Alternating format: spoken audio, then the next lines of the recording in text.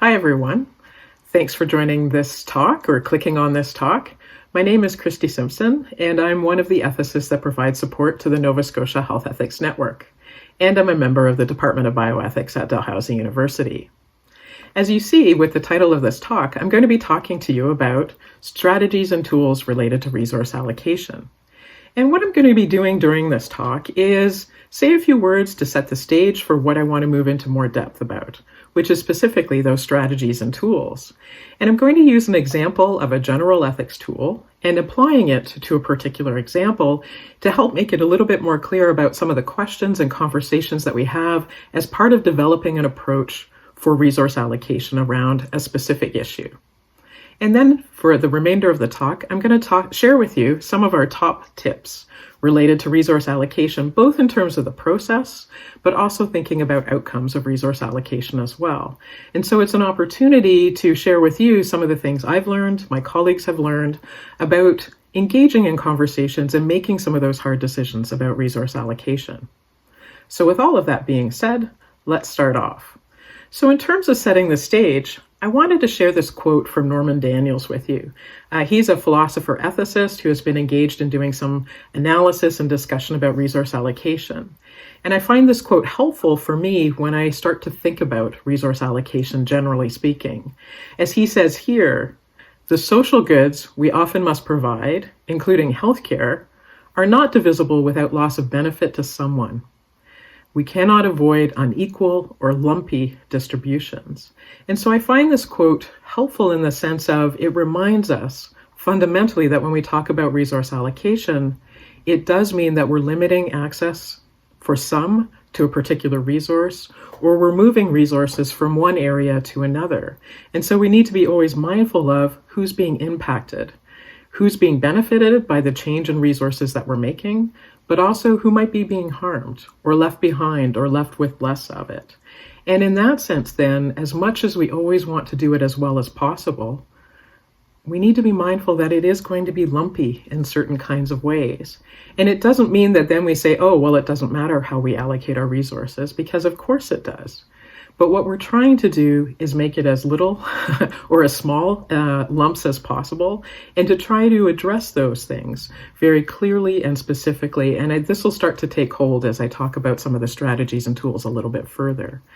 And with that, I also want you to be thinking about, as we talk about resource allocation, much in the way that Marika set it up in the other conference talk when she opened things up for you around resource allocation, is to keep in mind, well, what are we actually doing when we're doing resource allocation work?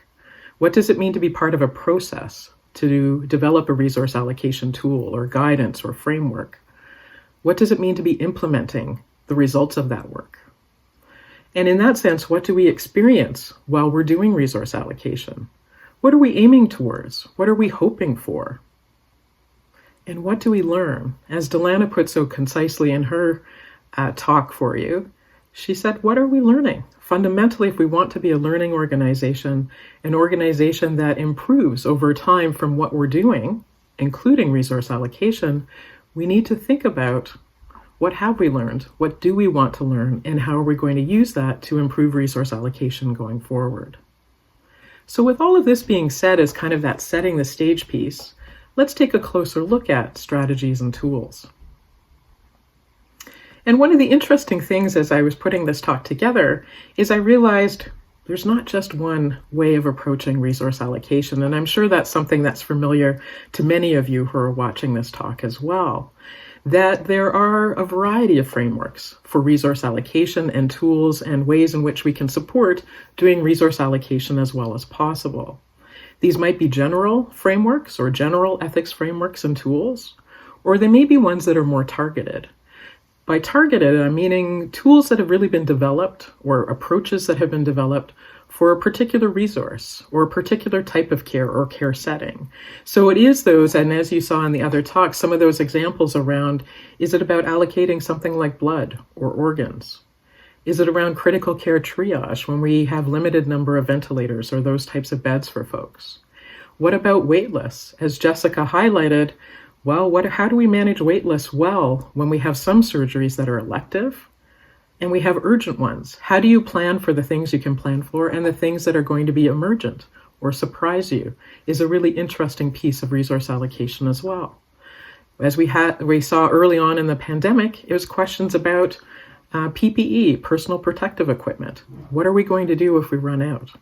Who gets it first? Or how do we narrow the supply for people to have as much protection as possible, even if it's not fully sufficient?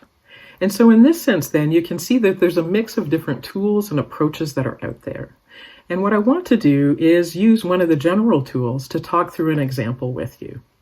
And the general tool that I'm going to draw from is the Ethics Nova Scotia Health tool, an approach to working through ethical questions. And I'm not going to include every single question that's in that framework. What I've done is taken sort of a selected number of questions to help highlight how these might work in terms of a resource allocation conversation. And the example I'm going to use is anticipated medication shortage. So someone in the supply chain has raised the flag and said, oh, one of our medications, we're getting all the indicators the next shipment isn't coming. We only have enough supply for 2 weeks. What are we going to do? And so with that in mind, I invite you to think about, what if you were an administrator hearing that news? If you were the frontline care providers or prescribers of that medication? What if you were the patient or the family member who's learning that there might be a medication shortage? How might that affect how you're approaching resource allocation? What questions come to mind? What do you start immediately going towards? What's your concern? What are you hoping for? What do you want to achieve in addressing a medication shortage such as this? And with that, we move into much more fully that kind of first step of a resource allocation process and thinking through, what do we need to explore? As I've already indicated, there are a variety of questions we want to be asking. What is the evidence for the drug that we're using? How do we know whether it works or not? Who is it most applicable for, right? So with that, you can say, well, what is the issue that we need to address? Is it the imminent medication shortage? Is this a shortage that's a temporary one over you might run out in the next 2 weeks, but the further shipments will probably be coming, say 3 weeks down the road? Or is this a shortage that's an indicator of it might be more medications that are going to run short, or it's going to be an extended shortage? How does that facts and that evidence start to inform what you might be thinking about? What other information do you need? It's also then to think about what are the potential and actual harms that could come from having a limited supply of that medication. What if it's a medication that's potentially life-sustaining? What if it's a medication that only 10 people are on versus thousands of people in our province? How will that influence how you might address what you're going to do with that limited amount of that medication? Also, what are we trying to achieve in the sense of, is it really ensuring that those who most need the medication get it? And how do you define who is the most that needs it? It's also about, what's that level of harm? Is it a medication that we have other alternatives for or not? Is there something we can adjust so that those harms are minimized? Is it a drug that people need to be on long-term, or is it a short-term drug that people need to use? So all of this information becomes really important in terms of working through and exploring in that broadest sense, what is the issue, what are we needing to address, and what is both the facts and the evidence that are important, but what's the context that we're in with this? And then you'll see on the right hand of the slide, I also have 3 other questions that are listed. And this reflects some of what Marika talked about in her presentation as well, that it's both the content pieces, such as I've been talking about, but also the part about thinking through carefully about how are we going to set up the process to talk about resource allocation. So we might start thinking about, well, who is affected by this situation? Who are the key stakeholders in the sense of who needs to be part of the group? Or if there's going to be a group brought together to look at resource allocation strategies, who's most affected? Who do we need to have around the table? Can we have a patient and family advisor like Catherine? Can we have that family presence be involved, or patient presence involved as we're making decisions? Who needs to be part of the process from within an organization? The prescribers. Who else? The pharmacy? Somebody from supply chain to help give some more of that information? Frontline care providers? Communications? Who do you need to think about that will best assist with making a decision about allocating those resources, but also then be able to support and assess how that decision applies across the organization and for the persons who are most affected. And it's also, as I've indicated already too, what's the timeline? If that medication shortage is coming in 2 weeks, we have to move really quickly. What does that mean in terms of process? Versus if we had longer to plan for this. And then as you begin to move further into the conversation, part of it is really important to identify what are the main values that are at stake. It's connected to both what we're trying to achieve and how we want to achieve it. What are those values that are central, that people are going to be relying on to help assess, are we making the best decision about the resource allocation approach? As Marika talked about in her presentation, there is kind of a sense in which there's a common cluster of values that are often referenced. Are these the values that you want to start with a group and say, do these make sense? Which ones are most important? No doubt people might already be thinking this is about fair allocation. Well, what does fair mean? How does that relate to questions of equality or equity from a justice perspective? But we've also mentioned, well, who's going to be harmed or most impacted? So how do we think about beneficence and doing the least amount of harm possible, the non-maleficence aspect of it? It might also be about, this is a hard thing to talk to patients about. It's going to be hard for the frontline providers or the prescribers to talk about a medication shortage with their patients. But also, how do we talk about that with the public if we need to share it more broadly? How do we think about trust in those relationships? How do we do this as well as possible? Because that's also another way in which we can address harm. And in saying these things, I'm putting out different values that people might be already using to think about how do they want to address this situation. And it's really helpful to draw them out and put them on the table to have that conversation around these are the values that are driving what we do, both in terms of the substance and how we're going to assess which approach is the one that we're going to select, but also how do we want to get there? What's the process that we're going to use in terms of collaboration and accountability and thinking about relationships throughout both aspects of the resource allocation process is really critical. And so spending some time identifying those key values can be really useful and putting it on the table because people are already often very much engaged from a particular set of values or range of values, and we want to bring those into this conversation too. With that, then, you can also start to look at what are possible approaches.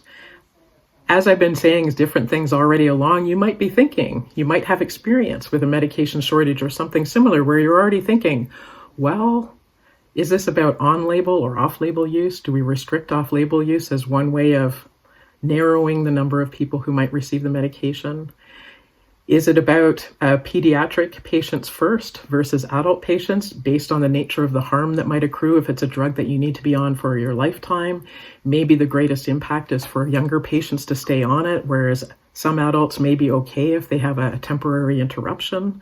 What does that look like, right? So as those number of different approaches are coming forward, part of it then is to think about, well, what does each approach highlight in terms of some of those values?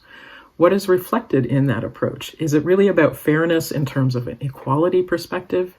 Is it a way about distributing harm from that beneficence kind of perspective? Is it somewhere in between? Are really important these values are really important as we look at these different approaches to get a sense of where are people locating themselves? What options are on the table?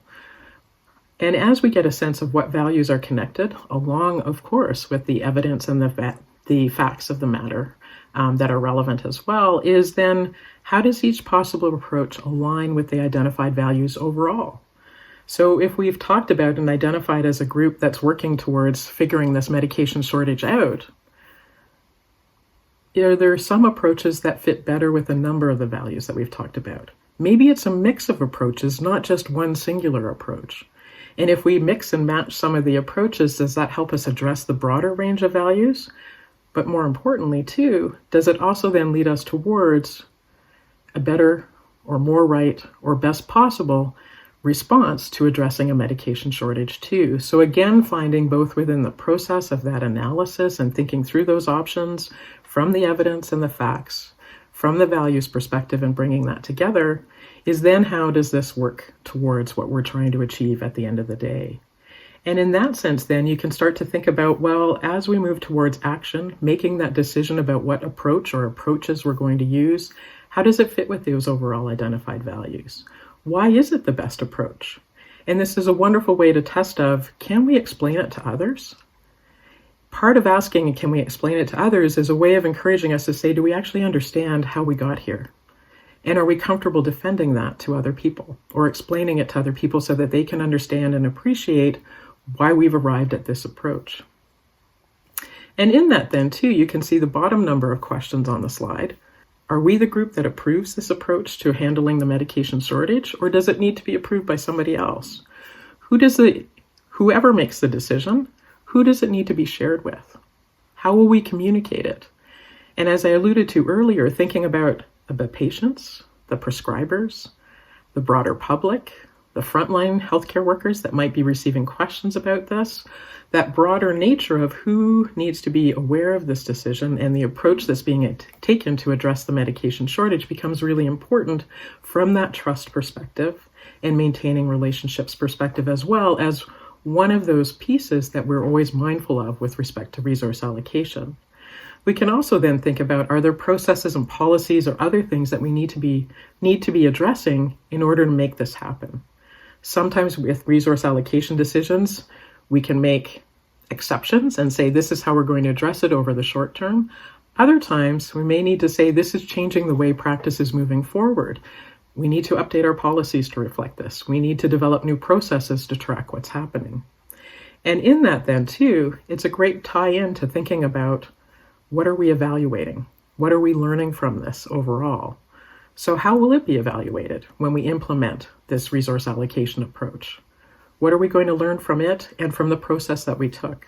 Because as Delana reminded us, you make a decision, you live with it, and hopefully, more importantly, you learn from it to really benefit future decisions that are being made, either to the approach that you've taken, that you might need to adjust it going forward or need to use it in a different context, but also fundamentally to learn about how do we do this well with each other, knowing it's difficult and knowing it's hard.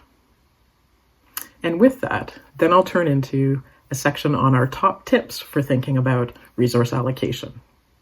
And so in the following, I want to share with you, as I said earlier on, some of the things that we've learned about doing resource allocation work. And tip number one is, and this is sort of where I was getting to as I was just finishing the previous discussion about strategies and tools, is reminding ourselves and acknowledging that developing and implementing a resource allocation approach is hard work. It can be hard work intellectually in terms of trying to think through what are the options that we could be using. Are they the most appropriate? How do they make sense? How do they align with the values that we've identified and the evidence that we have? But it's also hard emotionally. And that takes us back to what Norman Daniels said about that lumpy distribution. It's hard because we know precisely, or at least in a broader sense too, we know that somebody's not getting something at the end of the day with resource allocation, or they're getting a limited amount of it, or not having access at the moment, or it might be delayed. And so we are conscious of, I think, very much in healthcare around that trade-off that we're making. And so I think thinking about how do we support that and acknowledge and recognize both the intellectual and the emotional pieces of doing resource allocation in terms of the process of decision-making and implementing it is really important. Tip number two, don't start from scratch if you don't need to. It seems obvious to say it that way, but I think sometimes when we approach resource allocation issues, it feels like we're starting fresh and that we don't have things that we can look to. And yet I think the pandemic has been a wonderful example in one sense of creating a wealth of different resource allocation frameworks that we can look to and draw from and say, well, maybe that's about critical care, but are there insights from that that we could use in another context, like a medication shortage?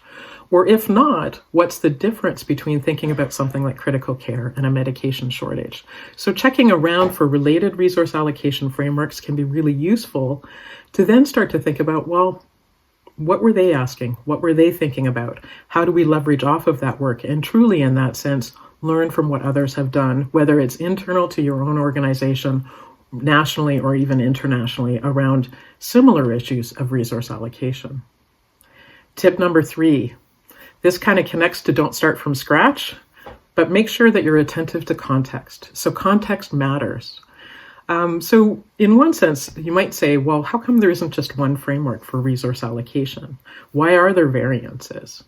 And I think for me, one of the key aspects about why I see variations amongst resource allocation frameworks is that I do believe that tailoring is needed sometimes with resource allocation because the context matters, the specifics matter, whether it's the scope of what you're addressing from a resource allocation perspective or the details, the availability and strength of the evidence. When we have very clear evidence, sometimes that really helps drive what approach makes sense in response.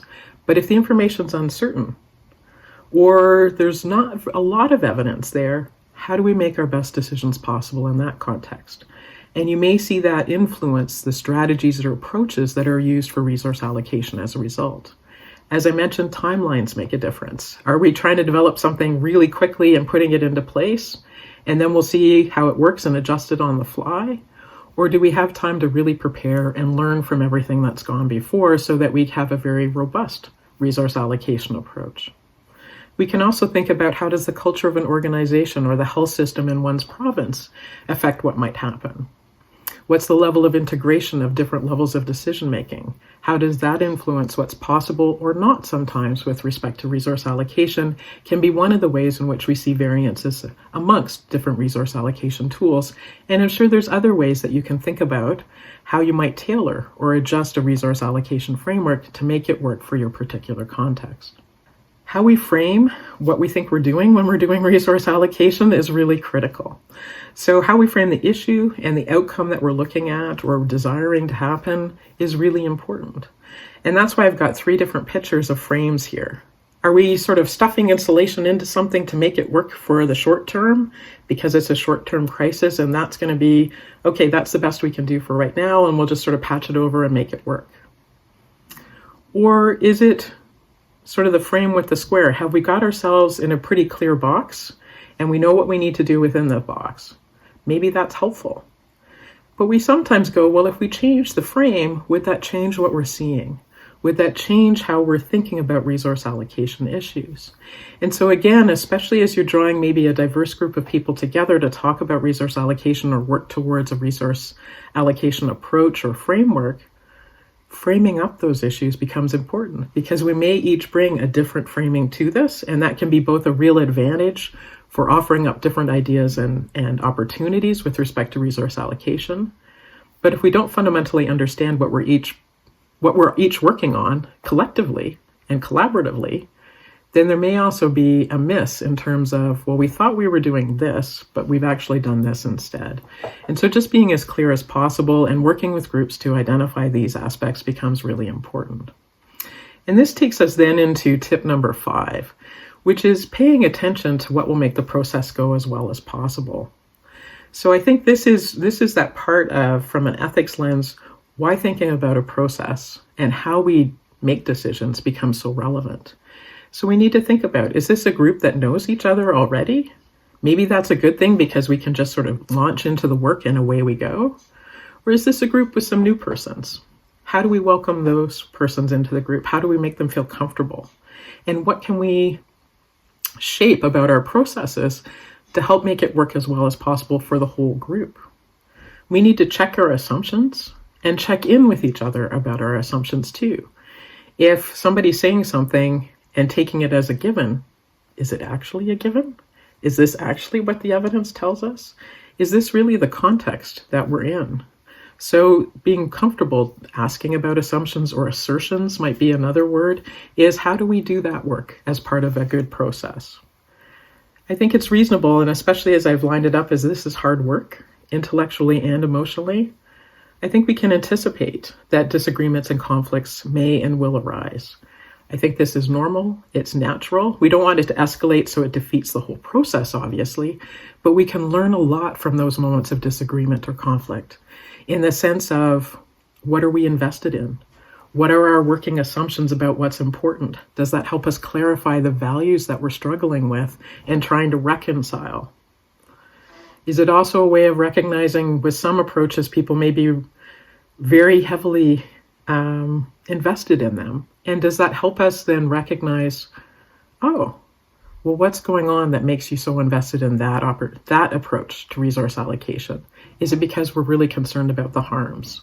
Okay, if that's what it is, and we talk about the harms that might be happening, can we find strategies to help address or mitigate those harms?